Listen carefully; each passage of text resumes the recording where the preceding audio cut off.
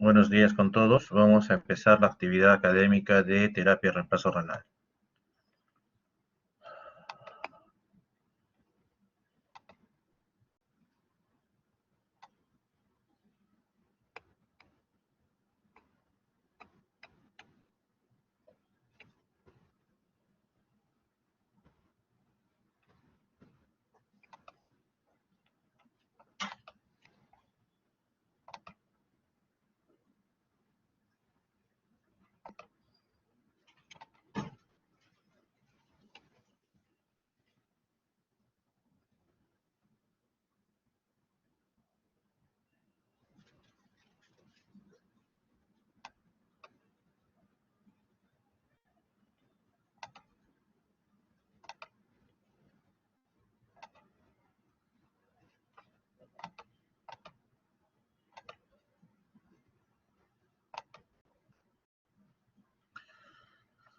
Ok.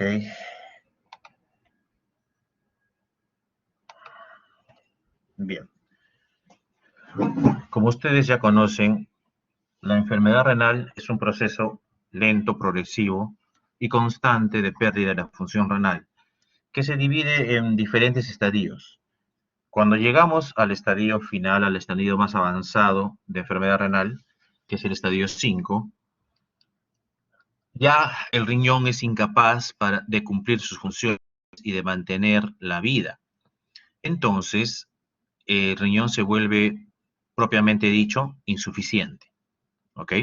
Y cuando es insuficiente un órgano, usualmente la insuficiencia irreversible de un órgano lleva eventualmente a la muerte del paciente. Si uno tiene una falla total de la función cardíaca, se muere. Si uno tiene la falla total de la función hepática, se muere. Y así sucesivamente. Pero los riñones son muy particulares, muy peculiares.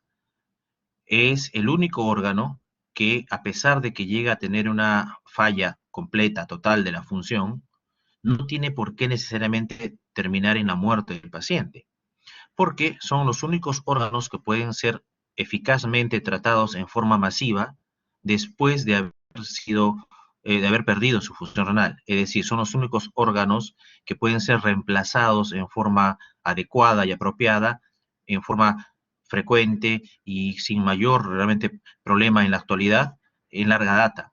Es decir, es la única insuficiencia de un órgano que puede ser manejada en forma apropiada y no terminar causando el fin de los días de nuestros pacientes. La terapia que se utiliza para manejar estos riñones insuficientes es lo que denominamos terapia de reemplazo renal. Bien, y la terapia de reemplazo renal ha tenido una evolución importante a través del tiempo, desde los inicios, en las cuales era una terapia que era altamente riesgosa, altamente costosa, limitada, ¿no?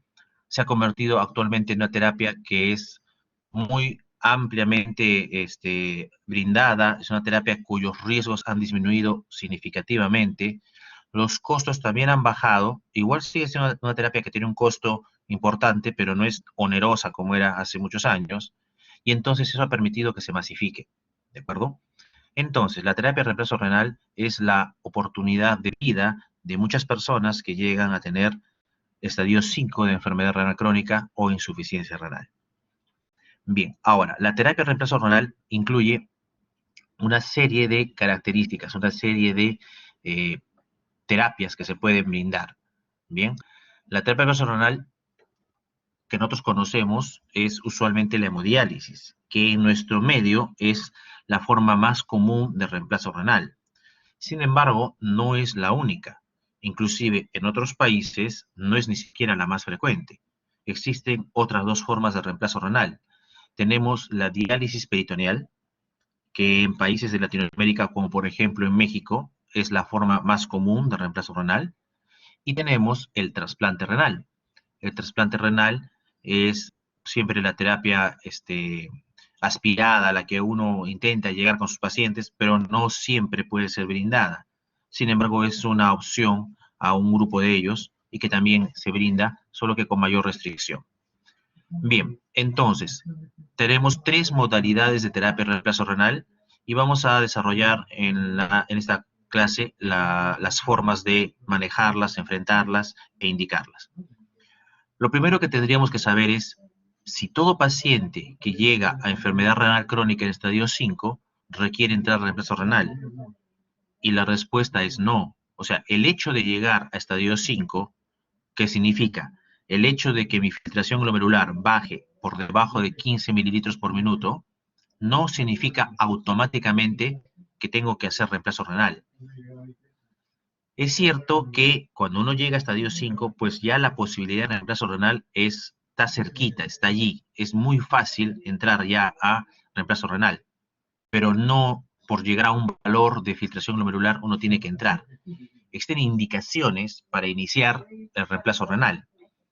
¿Y cuáles son estas indicaciones? Básicamente tenemos que el paciente que está en estadio 5, ¿no es cierto?, desarrolle criterios de ingreso a diálisis. Y estos son así.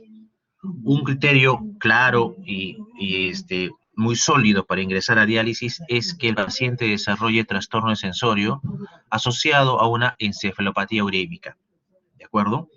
O que también presente signos progresivos de toxicidad neurológica por las toxinas urémicas. Estamos hablando de una neuropatía periférica progresiva y que puede llegar a ser inclusive severa. Ese es un criterio de ingreso. El otro criterio de ingreso es el desarrollo de hipercalemia severa que no responda al manejo médico protocolizado. Uno le da manejo médico para la terapia, para el potasio, cumple la dieta, y si aún con eso el potasio sigue elevado en forma severa, es otra indicación para ingresar a diálisis. Lo mismo que la acidosis metabólica.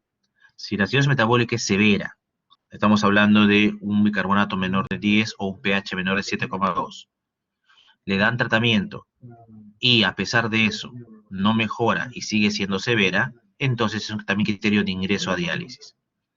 Tenemos la pericarditis urémica, ¿no? La pericarditis urémica es una complicación urémica poco frecuente que puede llevar inclusive al taponamiento cardíaco. Es una indicación de ingreso a terapia renal. Al igual que la diátesis hemorrágica. La diátesis hemorrágica es una coagulopatía. Por la gran cantidad de toxinas urémicas empieza a alterarse los procesos de coagulación. Básicamente la formación del coágulo, la agregación plaquetaria. Y entonces los pacientes tienen una tendencia a hacer sangrado. Hacen petequias, hacen epistaxis, hemorragia subconjuntival, hacen a veces equimosis y podrían hacer hemorragia digestiva, podrían hacer hemorragias más severas. Este proceso de tendencia, de facilidad a hacer las hemorragias, se llama diátesis hemorrágica. Otra indicación para hacer terapia de reemplazo renal es algún paciente que tenga un cuadro progresivo de desnutrición. El paciente va cada vez comiendo menos, no tolera bien su alimentación o tiene náusea, se empieza a desnutrir. Se le da una mejor dieta, se le da fórmulas, preparaciones y aún así se sigue desnutriendo. Esa se llama caquexia urémica. Esa desnutrición es indicación de ingresar a diálisis. Los pacientes que tienen sobrecarga hídrica importante, que hacen falla cardíaca congestiva o están en la nasarca o llegan inclusive al edema pulmonar agudo, se les da terapia con diuréticos, se les da restricción de sodio en la dieta y aún así no hay una respuesta apropiada, también son indicación de ingresar a reemplazo renal.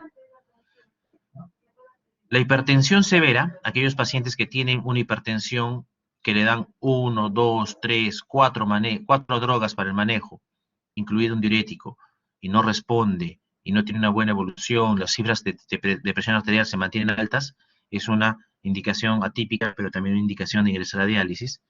Y finalmente, los estudios epidemiológicos han demostrado que casi todos los pacientes cuya filtración glomerular baja por debajo de 7 mililitros por minuto tienen alguna complicación que no se puede controlar bien y suelen requerir ya ingresar a terapia renal.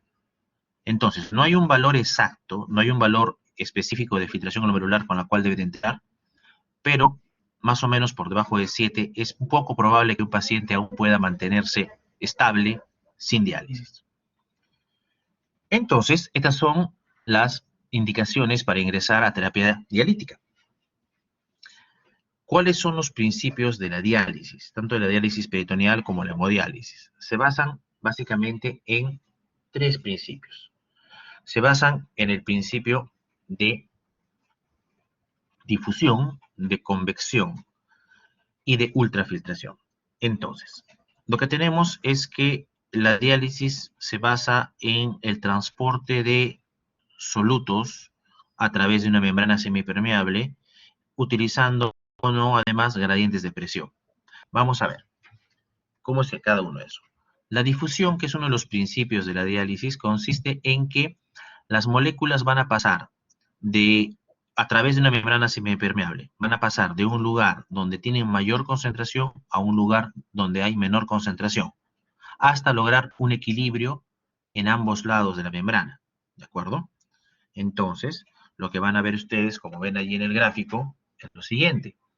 Ustedes ponen a través de una membrana semipermeable. Semipermeable significa que esta membrana deja pasar solo cierto tipo y cierto tamaño de moléculas, ¿ya? Entonces, ahí ustedes ven en el lado izquierdo de la membrana una solución que tiene moléculas grandes y moléculas pequeñas, y moléculas medianas. Esta membrana semipermeable solo deja pasar las moléculas pequeñas. Entonces, lo que va a suceder es que va a haber un paso de moléculas desde esta zona donde había mayor concentración a esta zona donde hay menos concentración, ¿ok? Solamente de las moléculas que pueden atravesar la membrana, que serían las pequeñas. Y el traspaso de moléculas va a terminar cuando la concentración en ambos lados sea la misma. Entonces la difusión se da por gradiente de concentración hasta lograr el equilibrio. Entonces, en diálisis lo que se utiliza es una membrana cuyos poros sean lo suficientemente pequeños para que solamente permitan pasar las moléculas que queremos sacar, como por ejemplo la urea, la creatinina, ¿no? La urea tiene un peso molecular de 60, la creatinina un peso molecular de 113. Entonces, si ponemos una membrana que tenga poros que permita pasar moléculas más pequeñas que 120, póngale, entonces va a pasar urea, creatinina, y no van a pasar moléculas grandes, como por ejemplo, no nos interesa, no nos conviene que pasen proteínas. Entonces, albúmina no debería pasar, globulinas no debería pasar. Poner una membrana que tenga justamente poros pequeños y que solo permiten que pase urea, la creatinina, y estaríamos logrando la difusión y por ende la eliminación de estas moléculas pequeñas que son las toxinas urémicas. ¿Ok? Pero no es el único mecanismo que podemos utilizar. Podemos utilizar el otro mecanismo que es la convección. En la convección se aplica además una fuerza en este lado. O sea, lo que se va a hacer en la convección es que yo además le aplico en este lado una fuerza. Acá hay una fuerza, una presión. De tal manera que yo obligo a que un volumen de agua de esta solución pase al otro lado. Este volumen de esta solución que pasa al otro lado no pasa como agua pura. Este volumen que va a pasar de aquí para aquí va a pasar con la solución, con sus solutos. Es decir, pasa el volumen de líquido, pero además pasan todas las moléculas que estén contenidas en ese volumen, que sean lo suficientemente pequeñas para atravesar la membrana semipermeable. Entonces, yo ejerciendo presión en el lado izquierdo, voy a hacer que pase el líquido al lado derecho y va a pasar ese líquido con sus solutos que pueden atravesar la membrana. ¿Ok? Este proceso de convección que se da aplicando una presión también ayuda a eliminar solutos y a eliminar un volumen de líquido. En el anterior ejemplo, básicamente no había habido cambio de volúmenes. Acá sí estamos eliminando un volumen. Y bajo estos dos principios, entonces yo puedo forzar a que a través de una membrana el organismo del paciente que está con falla renal pierda toxinas, moléculas pequeñas y también pierda un volumen de líquido, que es el otro problema que tienen porque retienen líquidos. Bien, entonces, el punto crítico del asunto viene a ser escoger la membrana de diálisis, a través de la cual yo voy a poder hacer el traspaso o la pérdida de las sustancias. Entonces, las membranas de diálisis han tenido un desarrollo a través del tiempo, ha habido una evolución en el tipo de membranas. Actualmente se requiere que las membranas tengan requisitos mínimos, que son que sean semipermeables, ya dijimos, ¿no? Que no dejen pasar todo tipo de moléculas, todo tamaño de moléculas. Actualmente las membranas que tenemos se pide que tengan máximo poros que permitan pasar moléculas de hasta 50 kilodaltons. Sin embargo, la idea es que sean un poco más específicas en el futuro, que se pueda inclusive poder tener una mayor selectividad. Pero actualmente tenemos este tipo de membranas. Segundo, que sean biocompatibles, es decir, que cuando expongamos la sangre del paciente, que es la que tiene las toxinas, a la membrana, no se produzca un proceso inflamatorio. Entre más biocompatible es una membrana, menos inflamación va a producir en el paciente. Y tercero, que estas membranas sean, entenderán ustedes que tienen que ser muy delgaditas, microscópicas, y encima están todas agujereadas porque tienen poros. Y también se pide que a pesar de esas características, sean lo suficientemente resistentes para soportar la presión que se le va a ejercer y no se rompan durante su uso. ¿Ok? Entre mejores membranas se vayan desarrollando en el tiempo, probablemente mayor sea la eficacia de la terapia dialítica. Ahora, para las diferentes modalidades de diálisis se utilizan diferentes tipos de membranas.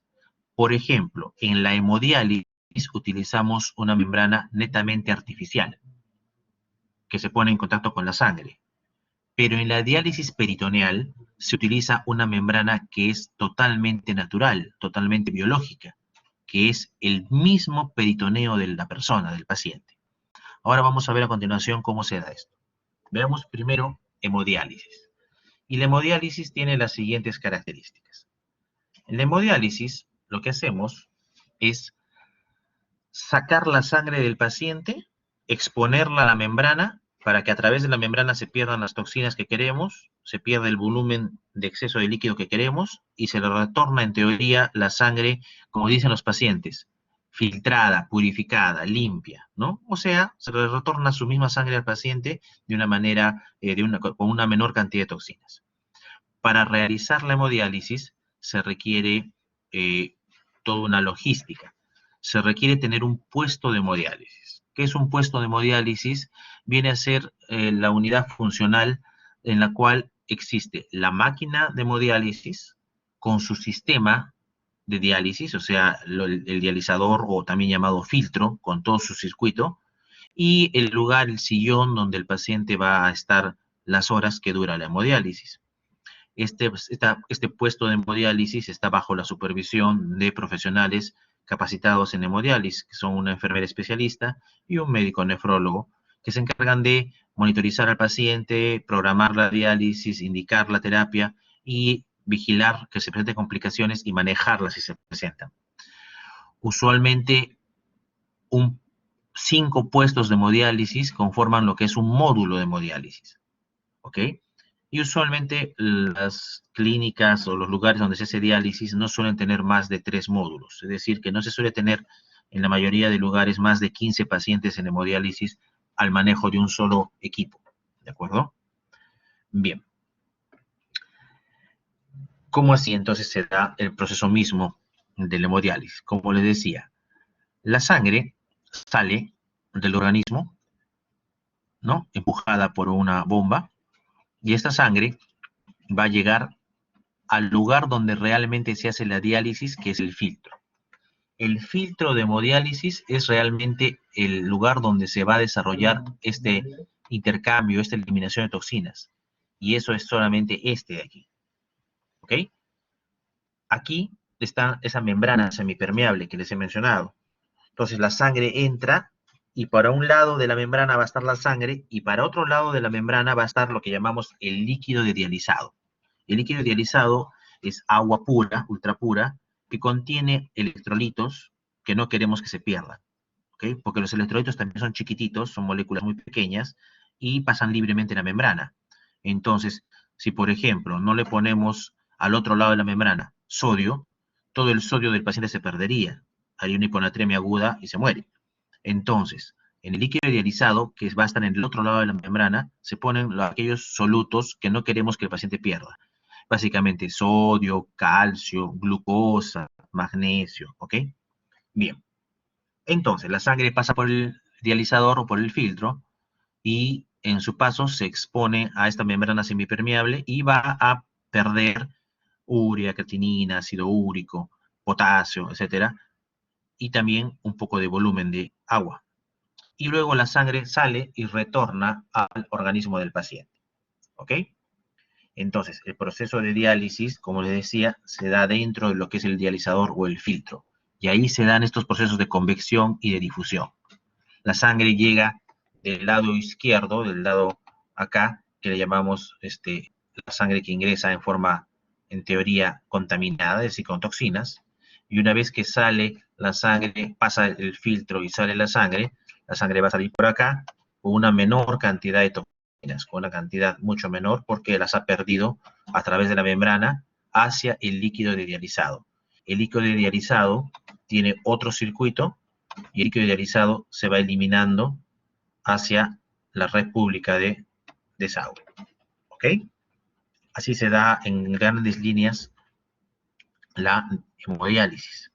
Y entonces se darán cuenta que para que todo este proceso se desarrolle, necesitamos que la sangre del paciente salga del organismo y pase al sistema de diálisis, al circuito extracorpóreo. Entonces, para poder realizar este proceso de diálisis necesitamos un acceso vascular. Y el acceso vascular tiene que ser una fuente de sangre con un flujo relativamente alto. Se requiere mínimo 200 mililitros por minuto de sangre para que sea efectiva la diálisis. Lo ideal es que sea más de 300, entre 350 y 400 es lo que más se utiliza para poder trabajar bien una diálisis. Entonces, por minuto, el paciente tiene que tener una pérdida de 350 a 400 mililitros, ¿de acuerdo? Para poder sacar esa cantidad de sangre no sale por una vena periférica normal, común y corriente. Durante muchos años ese fue un gran problema hasta que se logró desarrollar y hacer de uso común una cirugía que se llama la fístula arteriovenosa, que es el acceso ideal para la hemodiálisis. Y la segunda forma de sacar la sangre del cuerpo es a través de un catéter venoso central de alto flujo. Vamos a verlo aquí. Una fístula arteriovenosa, o también puede ser un injerto arteriovenoso, consiste en que en una vena periférica, la vena basílica o la vena cefálica, el cirujano cardiovascular hace una anastomosis con una arteria. ¿Ya? O si no hay buena vena para hacer anastomosis, le pone un injerto que une la arteria y la vena, como ven abajo. ¿Cuál es el objetivo de esto? El objetivo de esto es que cuando ustedes unen la arteria y la vena, la sangre arterial tiene mayor presión, más turbulenta, y entonces va a ingresar con fuerza hacia la vena. Y la vena, que recibe mayor cantidad de sangre y con presión, empieza a dilatarse, empieza a tener cambios tróficos y se va volviendo una vena gruesa, dilatada, de mayor calibre, con mayor flujo sanguíneo. Y entonces la fístula permite que una vez que esa vena haya madurado, pueda ser utilizada para punción y me da un flujo suficiente para poder sacar esos 300 a 400 mililitros por minuto de sangre. Como ven en la imagen que está allí, ahí tienen un paciente que está en diálisis y no sé si se fijan cómo la vena se ha dilatado. No sé si ustedes pueden ver aquí, ahí estoy marcando, hay una vena que está bien dilatada, ¿sí? Esa vena que ven allí, esa vena se ha dilatado luego de la fístula. Entonces una vena, por así decirle, una vena bien gordita, en la cual se puede canular y darnos el flujo adecuado para sacar la sangre. Bien. El problema con la fístula es el mejor acceso vascular, es el más seguro, tiene menor tasa de complicaciones. Pero uno de sus problemas es que requiere que las venas del paciente sean lo suficientemente buenas, apropiadas, requiere la participación de un cirujano vascular y no funcionan en forma inmediata. Una vez que es realizada la fístula, requiere un periodo de maduración que va hasta los 3 meses, en los cuales se va engrosando, desarrollando esa vena. Entonces, si un paciente requiere diálisis de emergencia, no hay tiempo para hacerle una fístula. ¿De acuerdo? ¿Ok? Eso se hace en pacientes que están ya con enfermedad renal, que se les va preparando y que idealmente cuando uno ya va pronosticando que ya se acerca el tiempo de la diálisis, se les va haciendo con anterioridad, con anticipación, se les hace la fístula para que cuando ya lleguen a requerir diálisis, ya tengan su fístula lista, madura para utilizar, ¿de acuerdo? Cuando no tenemos la posibilidad de hacer fístula, ya sea porque el paciente llegó a emergencia, descompensado y ya requiere diálisis, o porque el paciente no tuvo buenas venas, un paciente, por ejemplo, diabético, con venas muy deterioradas, un anciano, o una paciente, por ejemplo, lúpica, que ha recibido muchas veces ciclofosfamida y que tiene venas muy deterioradas, a veces no se les puede hacer fístula. Y entonces la opción es canalizar una vena central, una vena de gran calibre, para poder sacar la sangre de allí. Las venas centrales y de gran calibre las canalizamos a través de un catéter venoso central. Como pueden ver aquí, el catéter venoso central, el ideal para hacer diálisis es el de larga permanencia o también le llamamos tunelizado. Es un catéter que puede durar algunos años si se cuida bien. Como ustedes ven en la radiografía, el catéter entra, va, hace una curva, entra a la vena, a la subclavia en este caso, de ahí sigue, y luego finalmente va a terminar las ramas abajo a nivel de la aurícula derecha. Las ramas del catéter están aquí, una está allí y la otra está aquí. ¿Ok? Este catéter venoso central es un catéter grueso, un catéter que tiene usualmente 14,5 French de diámetro, está hecho de un material biocompatible, silicona usualmente, es muy flexible y permite que el paciente que no tiene fístula se pueda dializar por allí durante, como les digo, 2, 3, hasta 4 años, dependiendo cuál sea el cuidado que se le haga al catéter. Tiene mayor tasa de complicaciones que la fístula, por eso no es el catéter, no es el acceso ideal. Los catéteres se pueden obstruir, se pueden romper, pueden, ¿cómo se llama? Producen inflamación en el vaso de todas maneras. Y la principal complicación y la que más nos molesta es que se infectan. Como es un cuerpo extraño, puede haber una infección asociada al catéter, que inclusive nos lleva a tener que retirarlo en algunas ocasiones. Entonces es la segunda elección. Bien. Cuando estamos en condiciones de emergencia, inclusive no hay tiempo para colocar este catéter tunelizado y lo que se coloca es un catéter temporal, que es un catéter que tiene un tiempo de uso mucho más corto, no debería exceder el mes de uso y que posteriormente debe ser cambiado por la fístula o por el catéter tunelizado, dependiendo cuál sea la condición del paciente. Bien, ahora, entonces, una vez que tenemos un acceso vascular, ya sea una fístula o un catéter, por donde podemos sacar la sangre sale del organismo, pasa al sistema extracorpóreo, llega al dializador, al filtro, donde empieza a darse la limpieza, la eliminación de toxinas. Esta sangre que está circulando por este circuito activa sus mecanismos naturales y se coagula. Entonces, todos los pacientes que van a hemodiálisis requieren recibir algún tipo de anticoagulación. ¿Ok? Hay varios esquemas de anticoagulación. La idea es que esté anticoagulado el tiempo necesario para realizar la diálisis, nada más, no anticoagularlo en forma más larga, más permanente, y que la anticoagulación sea lo menos nociva posible. Actualmente, la anticoagulación más común que se utiliza es la que se hace usando heparinas, heparina no fraccionada normal, ¿de acuerdo?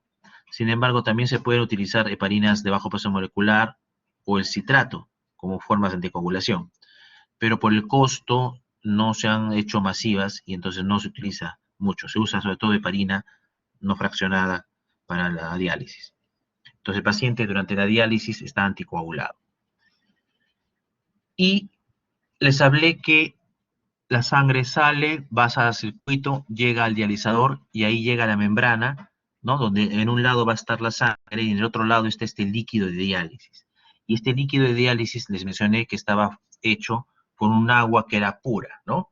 Realmente es un agua ultra pura, que es un agua que se prepara en las clínicas de hemodiálisis del agua potable que llega. El agua potable que llega a la red de la red pública no puede utilizarse para hacer diálisis, porque el agua potable no es estéril, viene con una serie de contaminantes y viene con una serie de sustancias, de solutos. Por ejemplo, para potabilizar el agua le echan cloro. Entonces la cantidad de cloro que trae el agua no es normal, no es correcta. Entonces, el agua para preparar el líquido de diálisis tiene que ser un agua ultra pura. Es decir, el agua potable tiene que pasar por una serie de sistemas que la van limpiando, le van quitando las partículas, le van quitando las bacterias, le van quitando muchos oligoelementos, electrolitos, y el agua queda en una condición de pureza óptima para que pueda ser expuesta a través de la membrana al contacto con la sangre. ¿De acuerdo?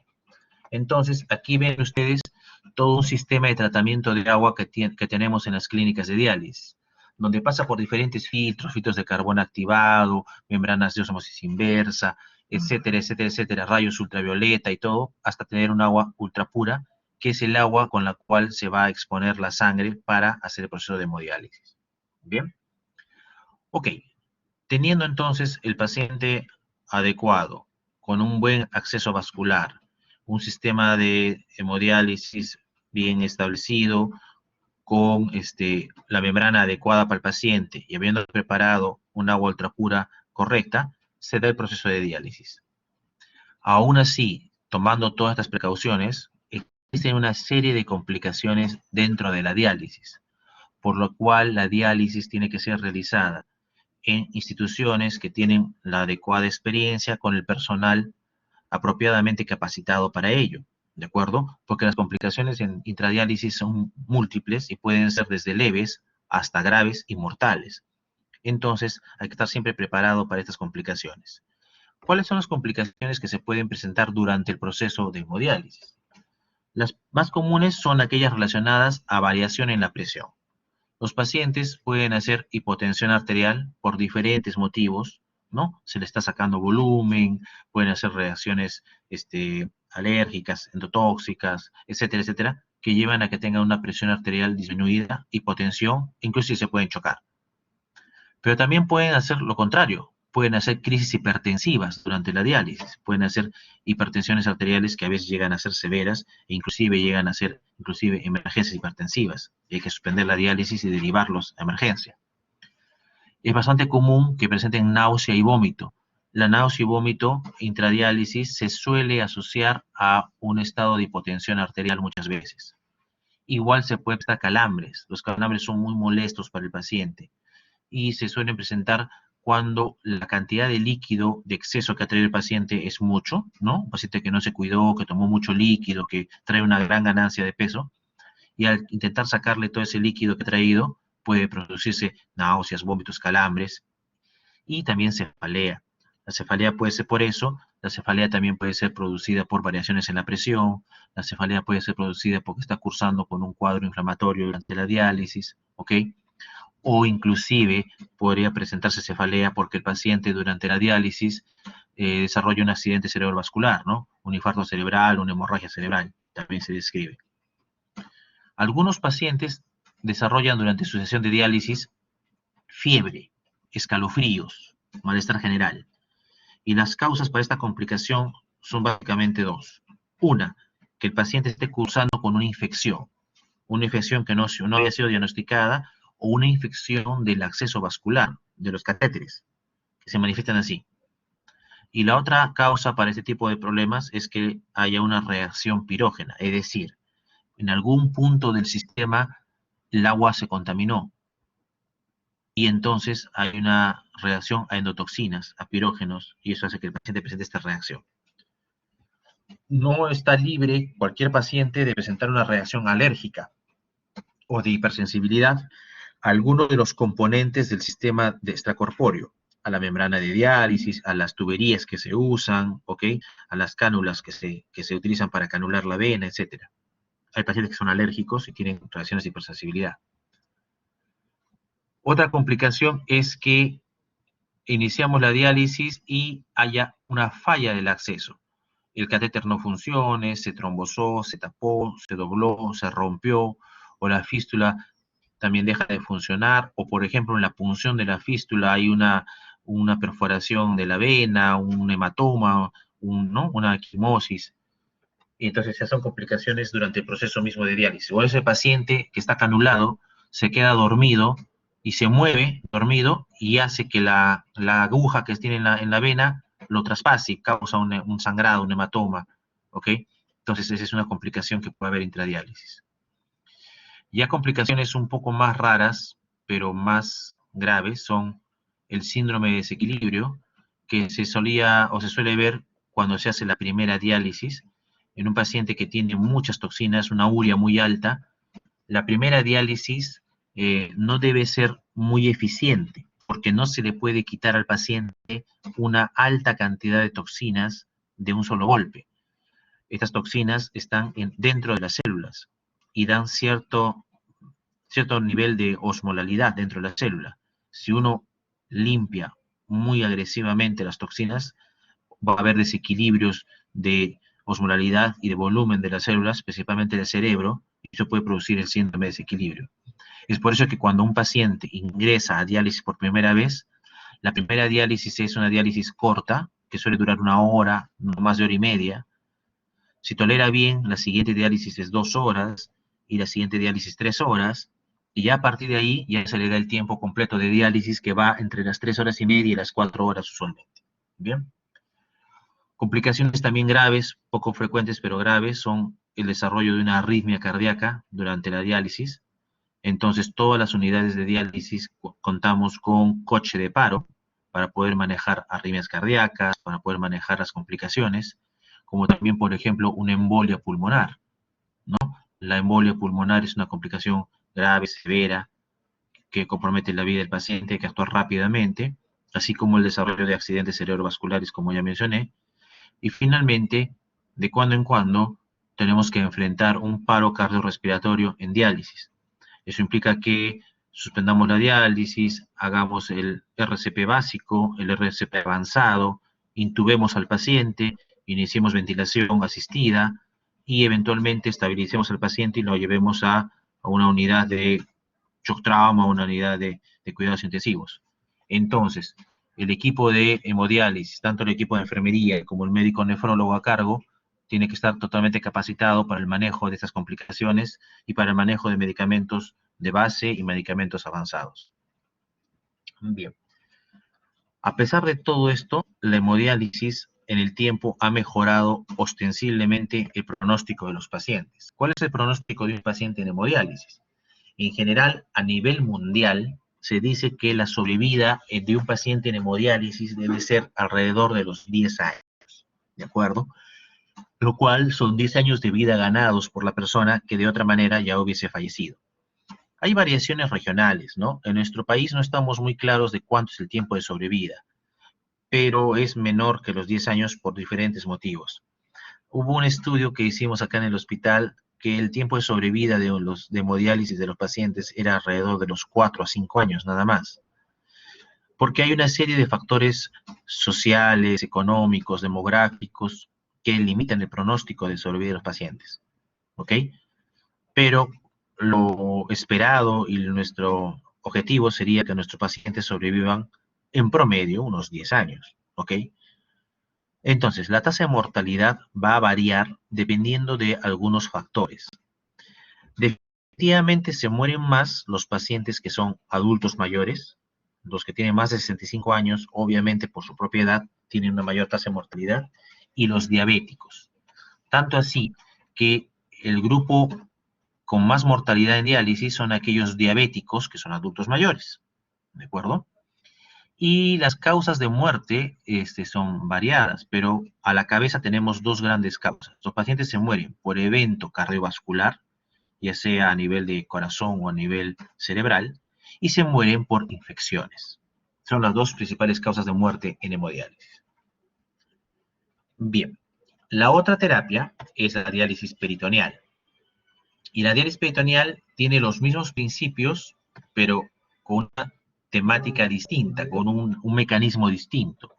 Aquí la membrana no es una membrana sintética donde va a tener por un lado la sangre y por otro lado el líquido de diálisis. Acá es una membrana natural, que es el propio peritoneo de la persona. ¿De acuerdo? Entonces, el peritoneo, que es una membrana natural, ¿ok?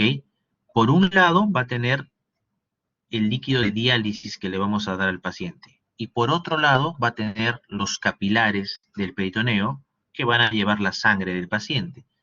y a través de la membrana peritoneal se da este transporte y este intercambio de sustancias, de toxinas y de líquido.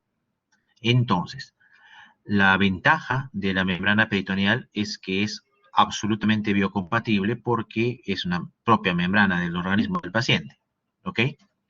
Y además tiene una selectividad diferente, porque no es como las membranas sintéticas que tienen un tamaño de poro de acuerdo a su estructura, sino que la membrana peritoneal tiene diferentes capas, tiene varias capas y entonces los poros son de distintos tamaños. Hay poros más grandes, poros más pequeños, poros muy chiquititos y entonces permite un intercambio variado, ¿ok? Entonces, la membrana peritoneal es bastante selectiva en su proceso. Y si ustedes ven, va a haber poros pequeños que permiten el cambio, por ejemplo, de agua, básicamente, ¿no? Poros un poquito más grandecitos que van a permitir el intercambio de iones, de moléculas pequeñas. Y tenemos poros grandes por donde pasan, por ejemplo, moléculas medianas con la beta-2 microglobulina, inclusive algunas proteínas. Finalmente, esta membrana peritoneal es totalmente útil para el intercambio de toxinas en un paciente que tiene insuficiencia renal.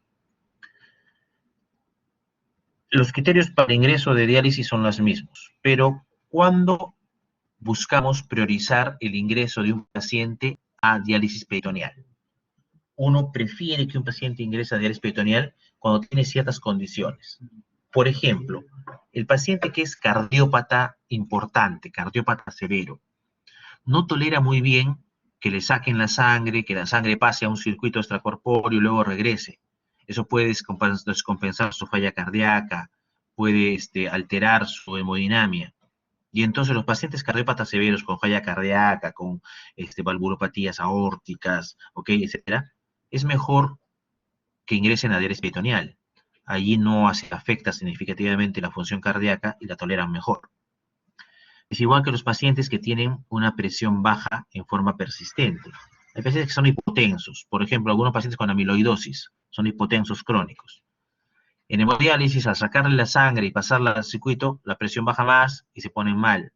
Pacientes hipotensos crónicos también se benefician más de ir a diálisis peritoneal. Aquellos que tienen riesgo de hemorragia, ¿no es cierto? Esos pacientes tampoco no deberían ir a hemodiálisis, es preferible que vayan a diálisis peritoneal. Asimismo, los pacientes que tienen una enfermedad que se contagia a través de la sangre y que podrían ser un foco de infección. Estamos hablando de pacientes con VIH, con hepatitis B, hepatitis C, ¿ok? Que es mejor no estar sacándole la sangre en forma recurrente, sino que estén en peritoneal donde no hay ese riesgo de contaminación a otras personas, es el personal de salud. Hay pacientes que rechazan de por sí la hemodiálisis, por diferentes razones, ¿no?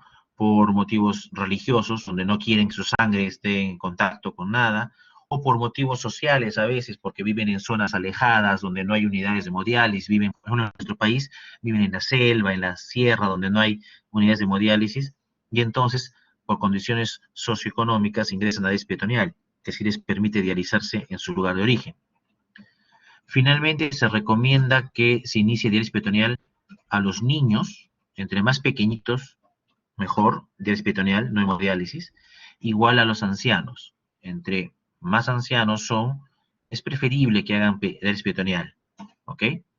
Y una indicación no deseada, pero real, de ingreso a diálisis peritoneal, es el paciente que ya estuvo en hemodiálisis y ha agotado todos sus accesos vasculares. Ya no tiene lugar donde hacerle fístulas, ya no tiene venas donde se pueda colocar un catéter. Si ya no hay dónde conseguirle un acceso vascular, la única opción que le queda es pasar a diálisis peritoneal. ¿Cómo es el proceso de diálisis peritoneal? Hay que ver que no haya ninguna contraindicación antes de iniciarla. ¿Cuál es la única contraindicación absoluta? Que la membrana peritoneal no vaya a funcionar. ¿Y cuándo uno asume que no va a funcionar? Cuando el peritoneo ha tenido el riesgo o tenemos la certeza de que esté cicatrizado, fibrosado. ¿Eso cuándo se da? En pacientes, por ejemplo, que han tenido un cuadro previo de peritonitis. Una persona que tuvo una apendicitis con peritonitis, una colestitis con peritonitis, un cuadro de trauma abdominal con peritonitis, todo eso, el proceso inflamatorio que hubo en ese entonces hace que el peritoneo cicatrice y ese peritoneo ya no es bueno para hacer diálisis. ¿De acuerdo? Entonces, eso es una contraindicación absoluta. Contraindicaciones relativas son aquel paciente que tenga básicamente problemas de la pared abdominal, hernias, que tenga ostomías, ¿ok? Paciente que tenga, por ejemplo, una diastasis de rectos, una eventración. Los pacientes no deben ir a diálisis peritoneal. Primero hay que corregirles la alteración. Por ejemplo, pacientes que tengan un problema ventilatorio, pacientes con EPIT, con EPOG, que al llenar la cavidad abdominal con líquido, les va a limitar un poco más la capacidad vital pulmonar. Entonces va a empeorarle su cuadro pulmonar. Tampoco no son buenos candidatos. Pacientes con lumbalgia crónica, por ejemplo, que al cargar los 2,5 litros les va a empeorar la lumbalgia, que tengan hernias del núcleo. Eso puede ser complicado. Tal vez habría que corregir primero ese cuadro. ¿Bien? Pacientes que tengan deficiencias sensoriales y que no tengan el soporte familiar para hacer la diálisis peritoneal. Por ejemplo, diabético que ya perdió la vista por la diabetes, no va a poder ver cómo hacerse el tratamiento. Si no tiene un familiar, un hijo, la esposa, un hermano, alguien que le pueda hacer la terapia peritoneal, no va a poder hacerla. O sea, necesita el apoyo, ¿ya? Ese es un problema. Y hay personas que también por otras condiciones no pueden desarrollar la terapia de diálisis peritoneal. Por ejemplo, personas que tengan Parkinson o que tengan, por ejemplo, demencia, ¿no? Entonces, están limitadas, requieren el apoyo de un familiar o de alguien que se haga responsable en la terapia. Ahora, la terapia de diálisis peritoneal tiene múltiples formas de realizarse. Sin entrar en detalles, lo que sucede es lo siguiente. Uno agarra, coloca un catéter de diálisis peritoneal, que es muy parecido al catéter que se pone para la hemodiálisis. Un catéter que va a estar allí, que es biocompatible, siliconado, que va a estar durante años. Ese catéter es un catéter de doble vía. En un primer momento, lo que se hace es ingresar a través del catéter el líquido de diálisis. Este líquido de diálisis es un líquido que contiene algunos solutos que son los que no queremos que el paciente pierda, que es parecido al líquido de hemodiálisis. Bien, se deja allí, se cierra y se deja este líquido dentro de la cavidad abdominal, dentro del peritoneo, durante unas horas. Esas horas permiten que a través del peritoneo se intercambien las diferentes moléculas y el líquido que hemos colocado se va llenando de esas moléculas, se va llenando de urea, se va llenando de creatinina, se va llenando de potasio, etcétera. Y pasado un tiempo, lo que se hace es conectar nuevamente el catéter a la bolsa de drenaje y se drena todo este líquido que tenía ahí, pero este líquido sale ya con todas las toxinas que se han disuelto en él. Este intercambio se hace varias veces al día. En promedio se hace 4 veces al día.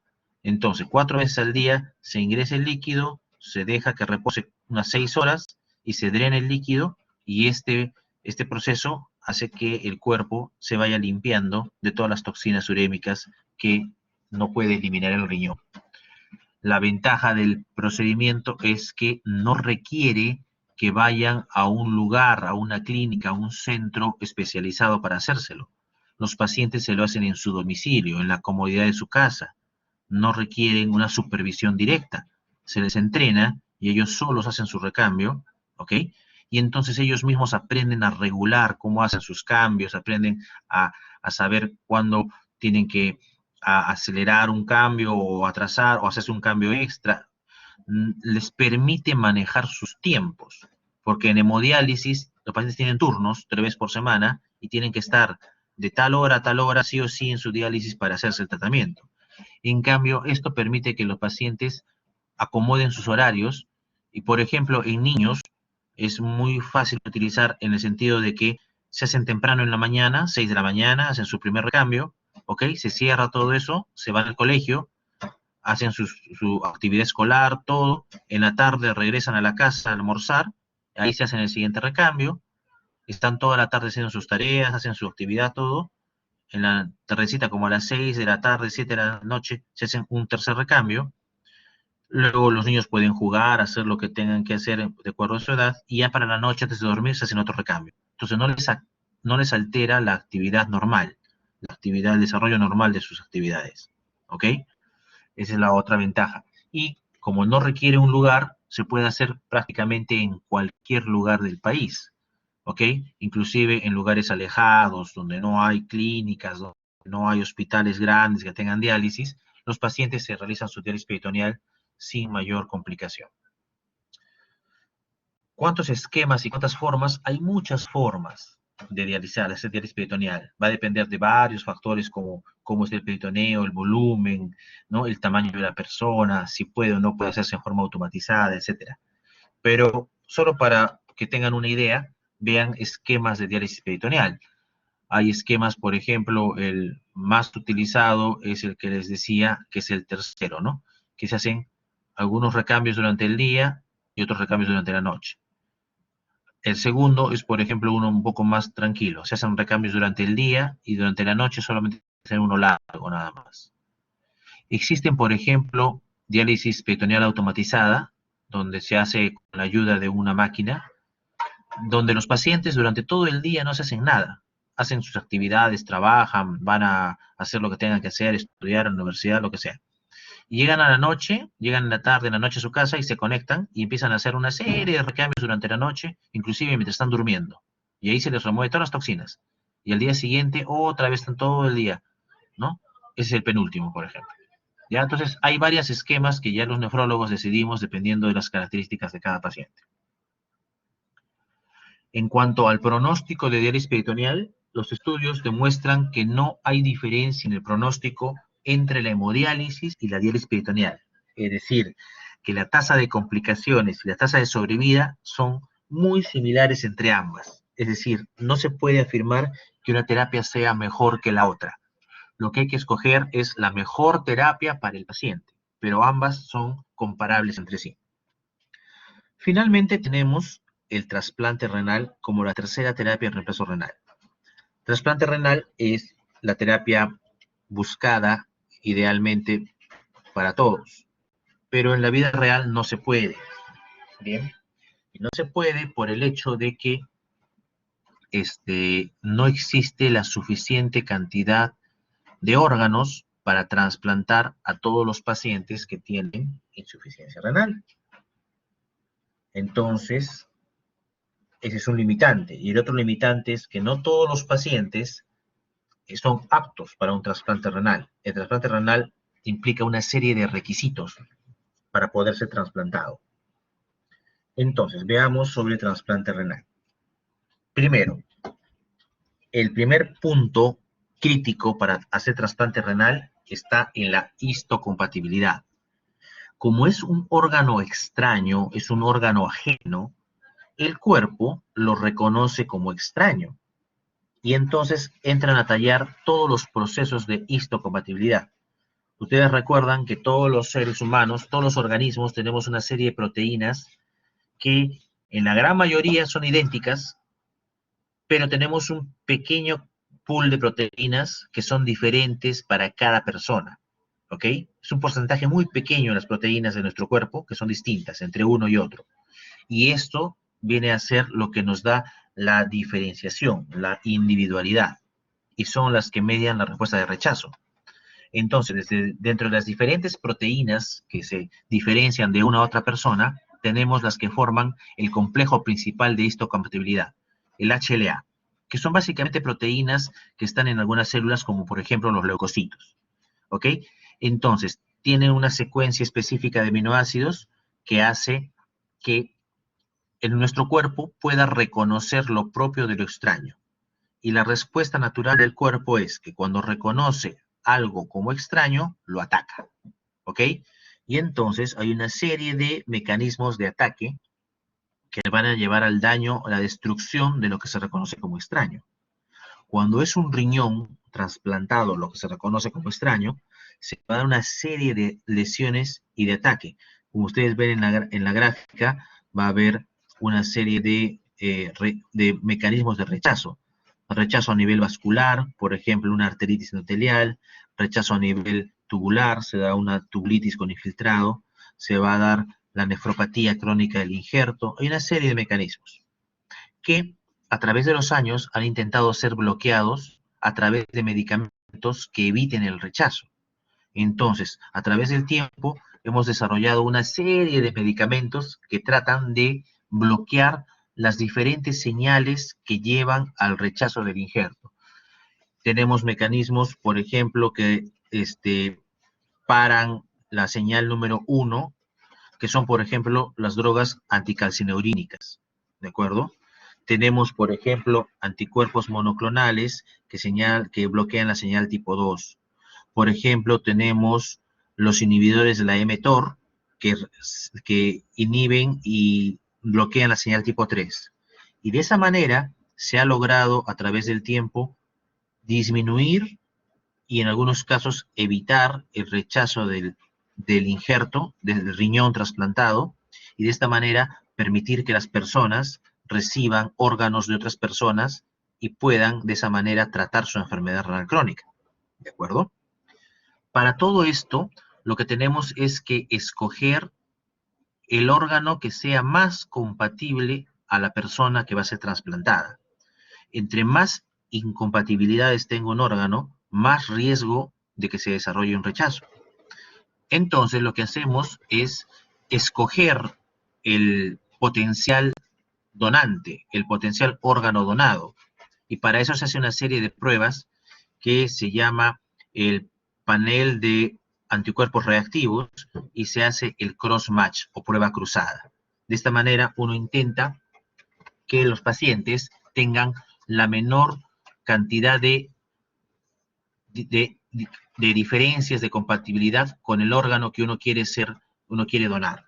Bien, entre más incompatibilidades haya, el riesgo de rechazo es mayor e inclusive se puede llegar a contraindicar el trasplante. Sin embargo, a medida que vaya pasando el tiempo, ahora tenemos mejores drogas que bloquean mejor el rechazo e inclusive se han empezado a hacer trasplantes que antes no se hacían, es decir, con pacientes, con personas que tienen mayor grado de falta de histocompatibilidad.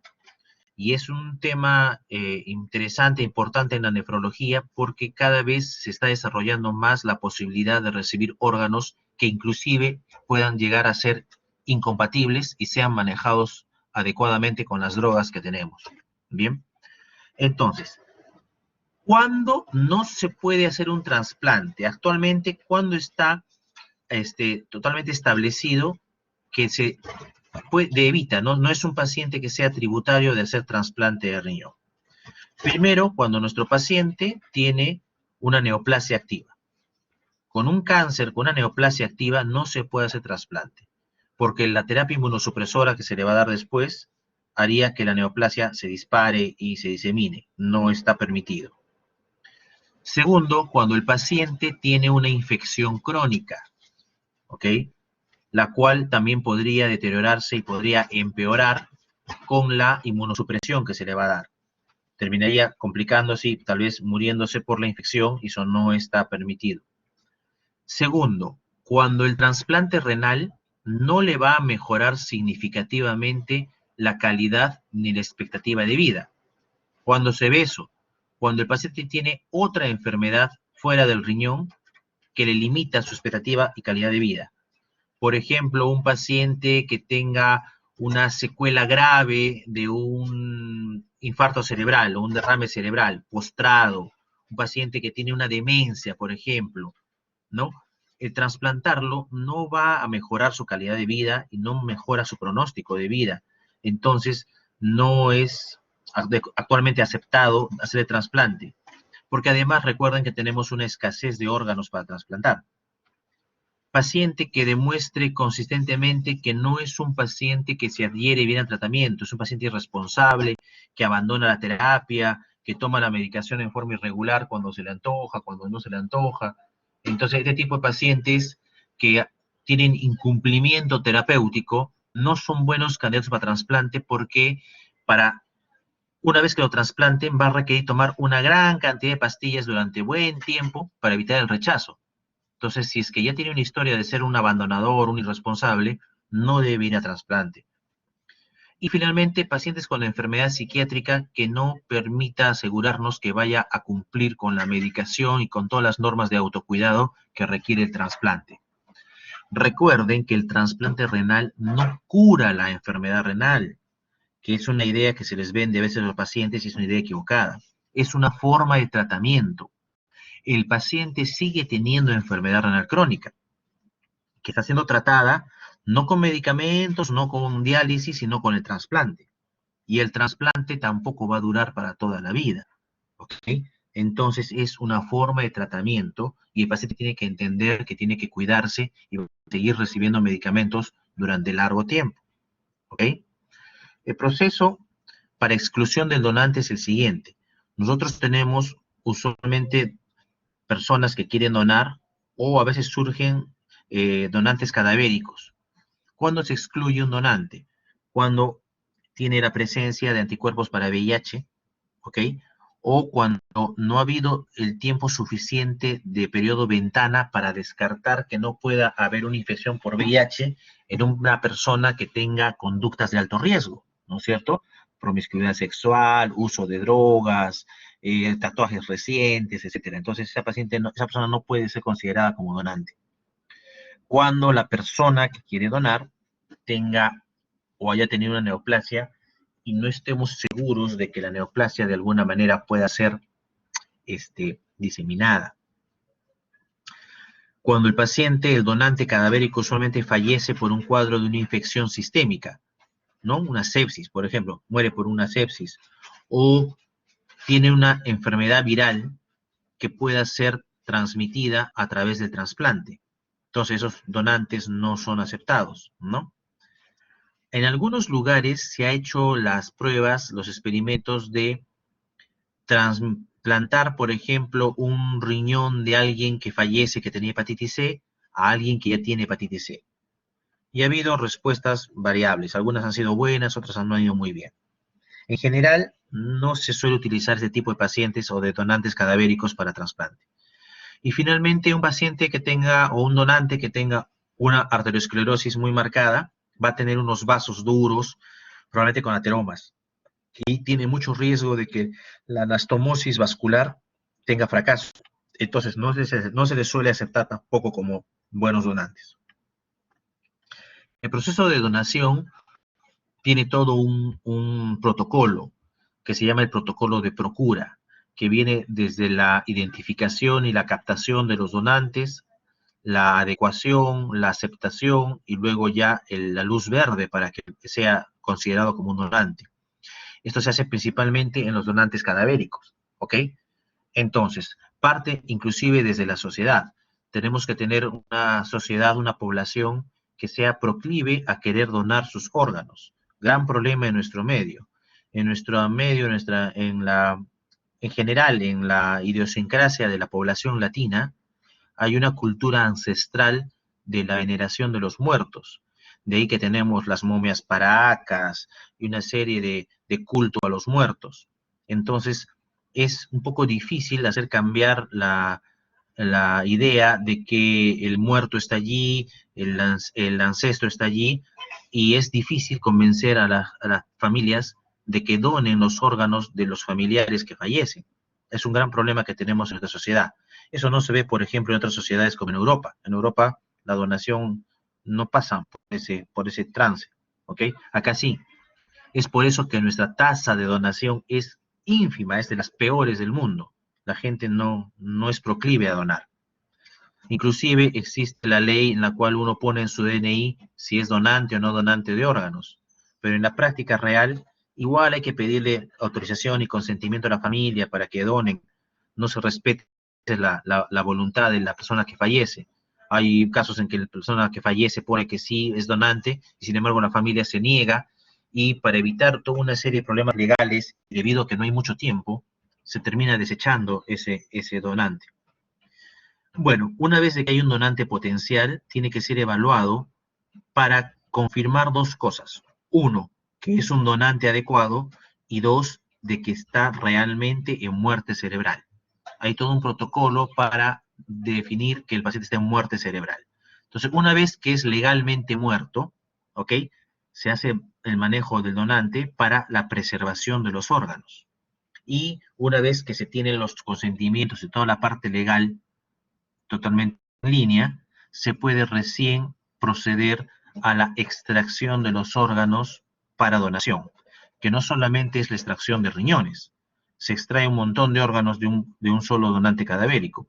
Se puede extraer córnea, se puede extraer piel, se puede extraer hueso, se puede extraer hígado, se puede extraer corazón, se puede extraer pulmones, se puede extraer páncreas, se puede extraer intestino, se puede extraer, ¿qué más?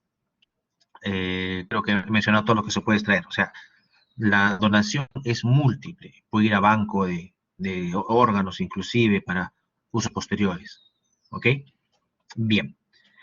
Y paralelo a este proceso de extracción del órgano, existe un proceso paralelo de la búsqueda y preparación de quién va a recibir el órgano. El tiempo juega en contra. Solo tenemos unas cuantas horas para hacer la extracción del órgano y el trasplante. Y entre más horas pasen, el órgano va perdiendo calidad. Entonces, esto es una cosa que esté rápido. Por eso existe una categorización de los donantes. Los donantes que han fallecido tienen diferentes tipos de categorización. Una categorización clásica era la categorización hecha en Maastricht, donde les categorizaban 4 tipos de donantes.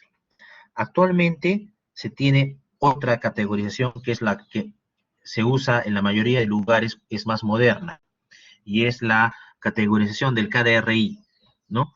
Que es el índice de riesgo del donante de riñón, ¿ok?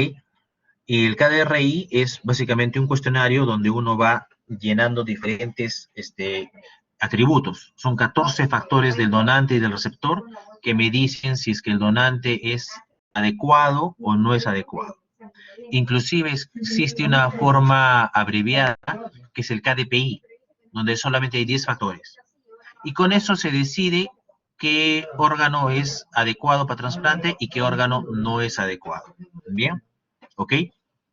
Los pacientes que tienen un KPI, o sea, los órganos que tienen un KPI de más de 85% son de alto riesgo y se rechazan de plano.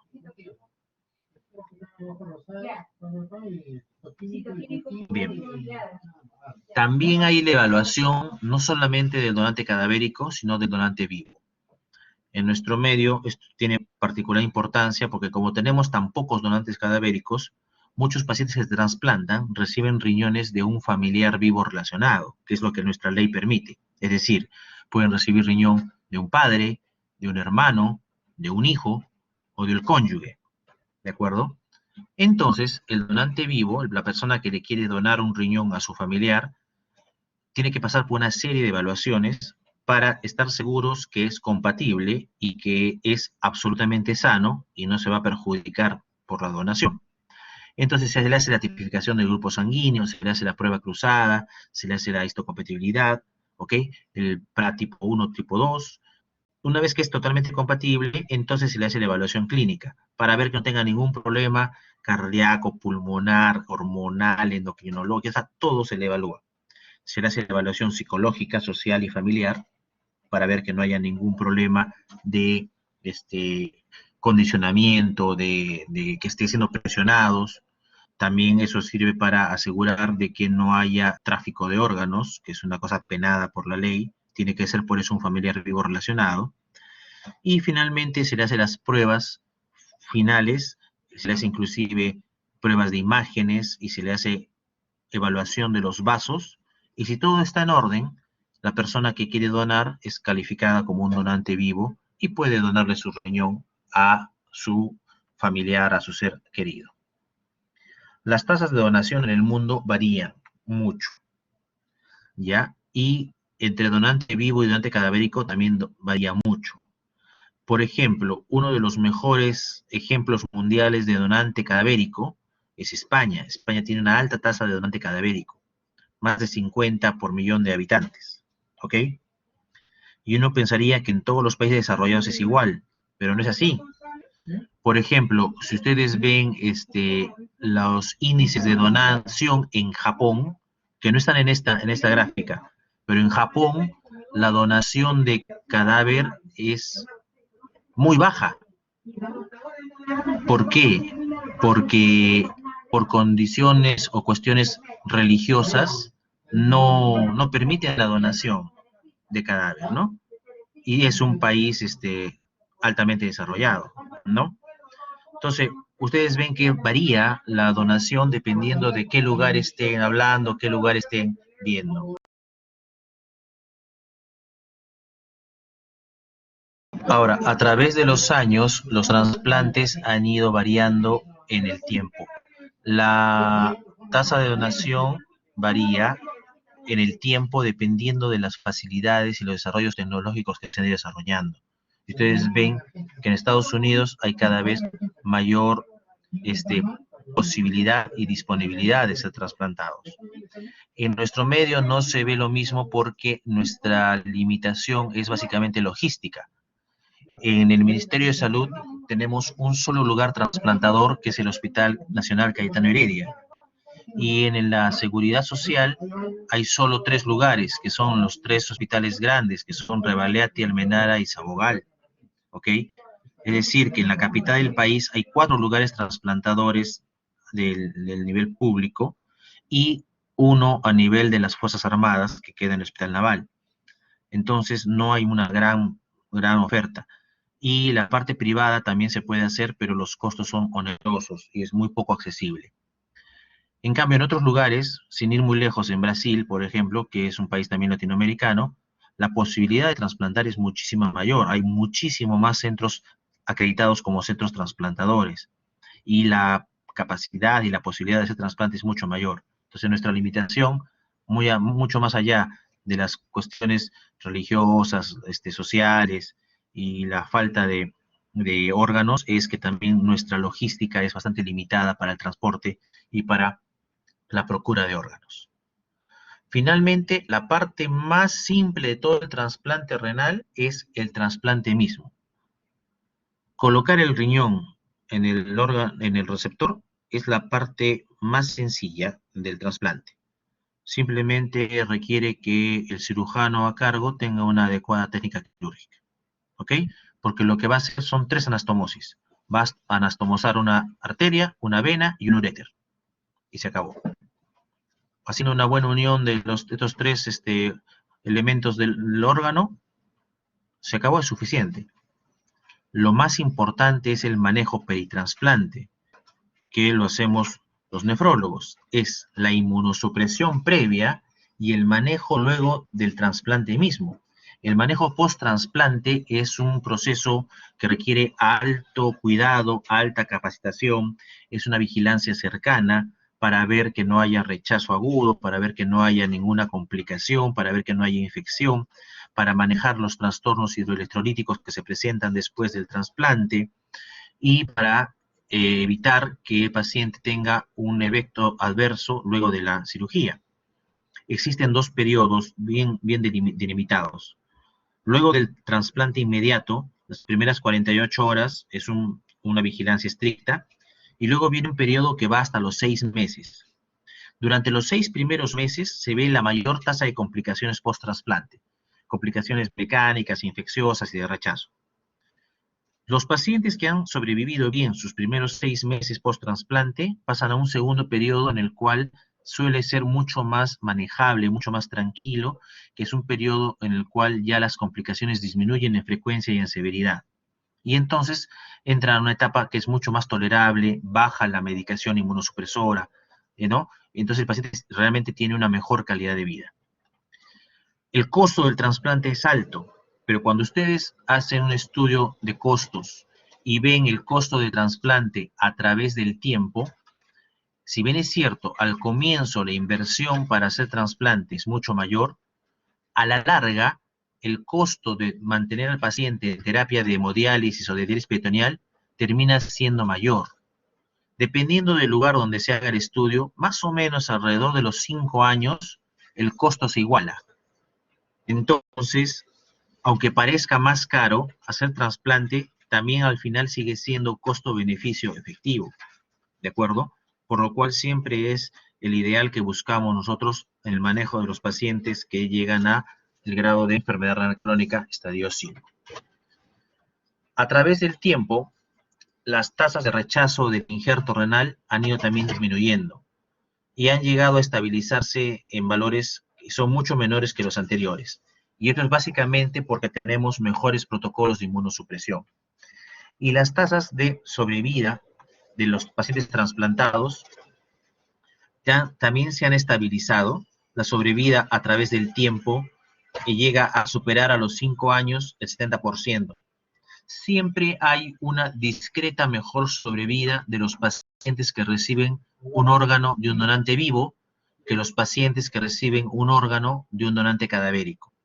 Pero en general se espera que a los 5 años, más del 70% de pacientes trasplantados aún tengan un riñón funcional, aún estén vivos. ¿De acuerdo? Probablemente en el futuro esto mejore más. Ahora, ¿por qué se pierden los injertos? O sea, ¿por qué un riñón trasplantado no dura toda la vida? Un grupo de pacientes se mueren con su riñón funcionando. Y de los que están vivos y el riñón deja de funcionar, la principal causa de pérdida de los riñones es una enfermedad llamada la nefropatía crónica del injerto, que es como un rechazo crónico, porque a pesar de que se usa la terapia inmunosupresora, siempre hay un grado de agresión pequeño al órgano injertado. Otro grupo pierde su riñón por rechazo agudo. Eso se ve precozmente, ¿no? Después del trasplante o antes de los 6 meses. Y las otras dos causas de pérdida de los riñones son por infección, ¿ok? Y por recurrencia de la enfermedad que produjo la lesión inicial.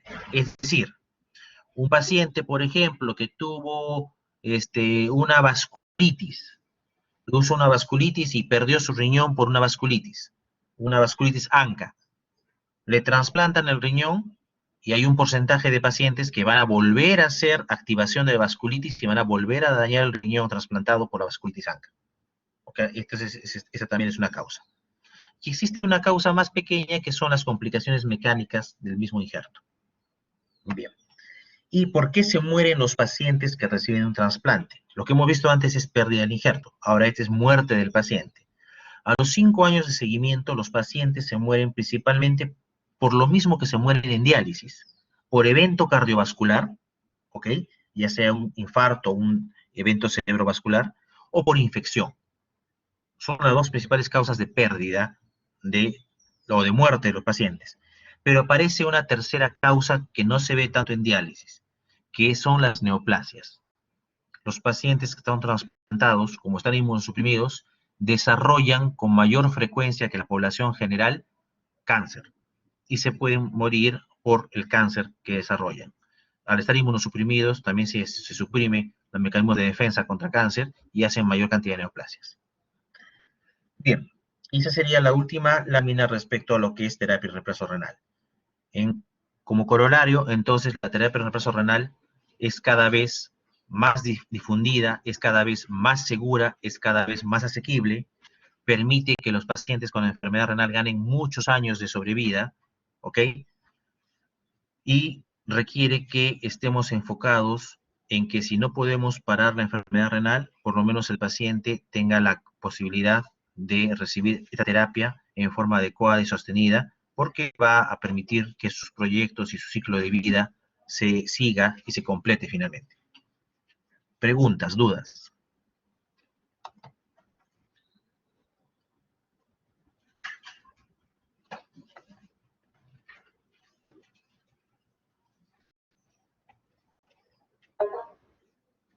Dime, Renzo. Sí, doctor. Una consulta. En las contraindicaciones que mencionó de la diálisis por membrana peritoneal, mencionó la peritonitis y aparte también mencionó sobre un trauma, sobre traumas. ¿Necesariamente tiene que estar asociado el trauma con peritonitis o solamente puede ser por un traumatismo que haya recibido el paciente? No, usualmente me refiero al trauma que lleva a peritonitis, ¿no? O sea, los traumas, por ejemplo, el abdomen agudo por arma blanca, ¿no? A una persona la asaltan, le clavan un cuchillo y ese cuchillo pues es totalmente contaminado, ¿no? Entonces produce una serie de procesos, aparte del sangrado, la hemorragia, aparte de la inflamación que produce en el peritoneo la sangre, porque la sangre directamente en el peritoneo produce inflamación. Además tenemos el proceso infeccioso que suele presentarse y entonces eso lleva a que muchas veces el antecedente de trauma abdominal se asocie a peritonitis y eso nos limite la posibilidad de usar el peritoneo como membrana.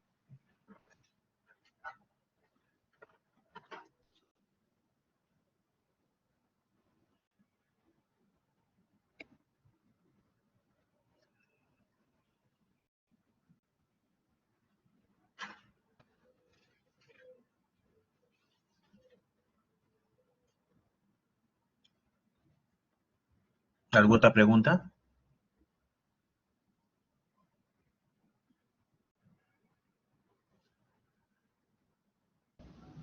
Doctor, buenas tardes. Dime, Jaime. Sí, doctor, básicamente como hemos visto de las causas de muerte tanto en el injerto y en trasplantado renal, en base a la infección también sería similar a como hay susceptibilidad también en un síndrome nefrótico, también por causa de estreptococo encapsulado o son otro tipo de infección en cuestión de Ya, frecuencia. ya, es que depende mucho de varios factores para poder decirte un solo germen, porque va a depender uno del grupo etario, va a depender de la comorbilidad, por ejemplo, los diabéticos, va a depender, por ejemplo, del tipo de inmunosupresión. Recuerda que los pacientes trasplantados tienen varios tipos de inmunosupresión.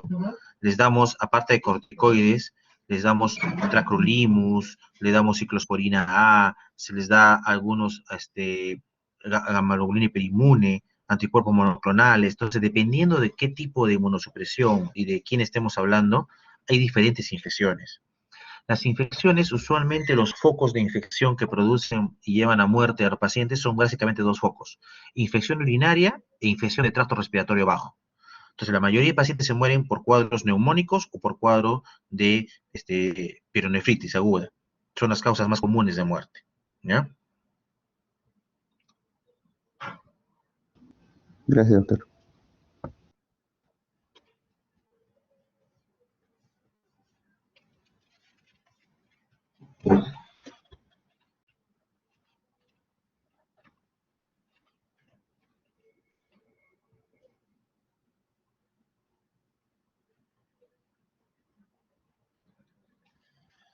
A ver, una última pregunta.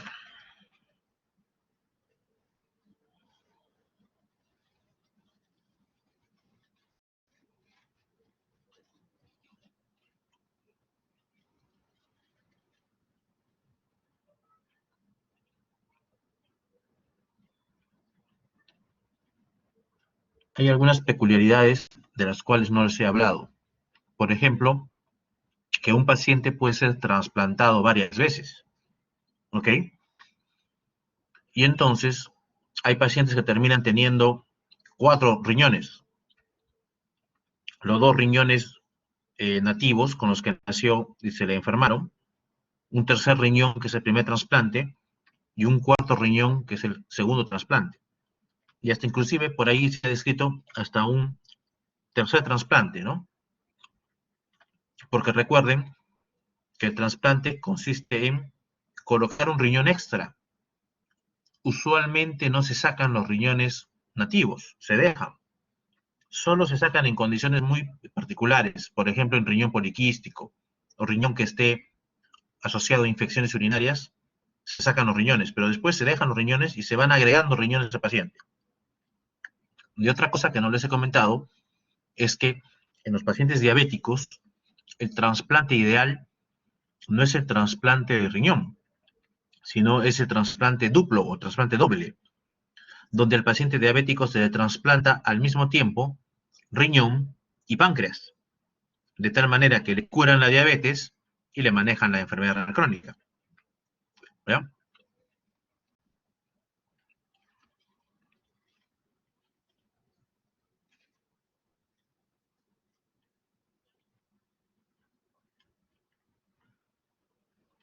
Bien, jóvenes.